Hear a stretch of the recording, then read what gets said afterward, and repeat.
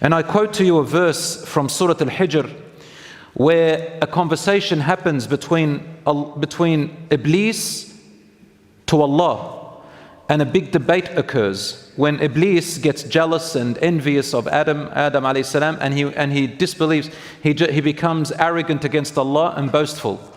So Allah talks about it, that Iblees says the following words.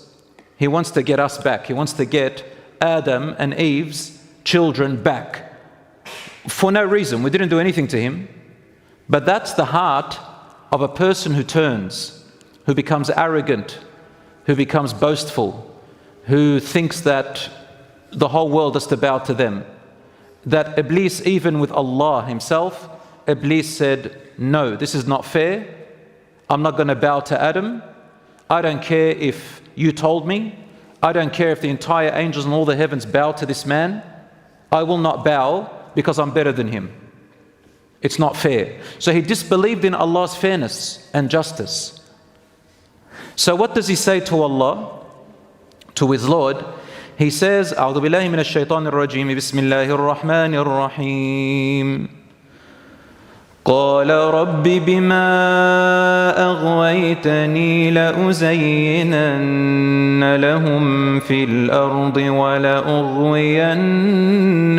أجمعين قال رب بما أغويتني لأزينن لهم في الأرض ولأغوينهم أجمعين إلا عبادك منهم المخلصين قال هذا صراط علي مستقيم إن عبادي ليس لك عليهم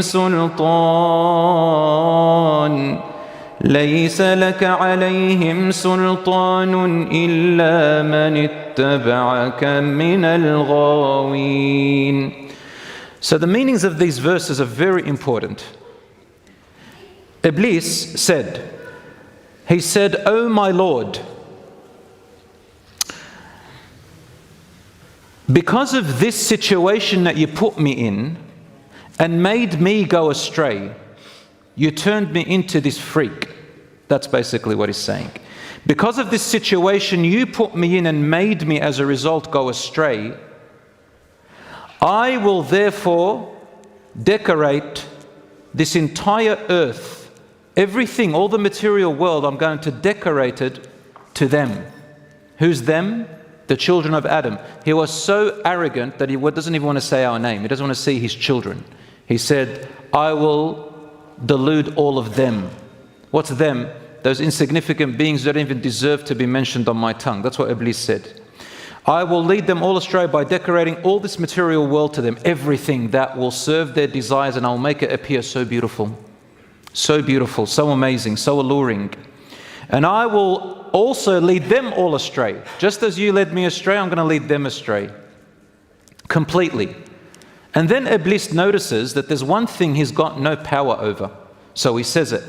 He says, yeah, except your worshippers who are sincere and honest.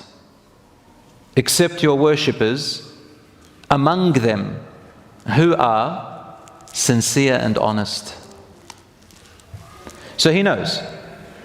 He knows he cannot have control over the worshippers of Allah.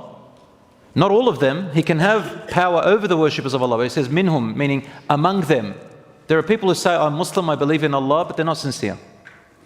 And there are groups who say, I believe in Allah and they worship Allah, but they are sincere and honest in their heart. They don't do it to show off, they don't do it to boast, they don't do it for a gain of any sort of materialism, only for the sake of Allah. So Iblis says, I will not be able to lead those worshippers among them who are sincere and honest astray. I won't have any power over them.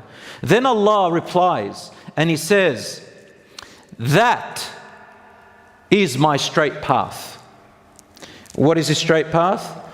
The straight path is when you do acts of worship, you do it with honesty and sincerity only for the sake of Allah and not associating partners with Him. Allah says that's my straight path. There is no other path than that. You want to do it for any other reason? It is not my path, Allah says. It won't bring you to me. That is my straight path, like that. And then He says, My true servants, you will never have any power over them, except those among my servants who also follow you, they will also go astray like you. Okay, so it's our choice. Who do you want to follow, Allah or Iblees, the shaitan? Walayadu billah. And notice that the Iblees, he says, you made me go astray. Did Allah make Iblis go astray? Did he go up into his heart and change his heart and say, you're going to go into the hellfire? No, Allah doesn't do that to people. It was Iblis' choice. But you know, when a person is so blinded and they're so angry because of their selfish, boastful desires, they think they're everything. Everyone around them is bad except them. Everyone around them is the oppressor and they're the victim. Even if he sells you drugs, somehow he can justify that he's the victim. Even if he gets caught out and goes to prison, somehow they'll still say they were the ones wronged, even if it's 100% them in the wrong. And that's the nature of the human beings that the shaitan knows about us. He will go to your pleasures and say, I got him, I'm going to trick them. I know how to exactly make them believe that they're the victims. Everyone around them is wrong. Their parents are wrong.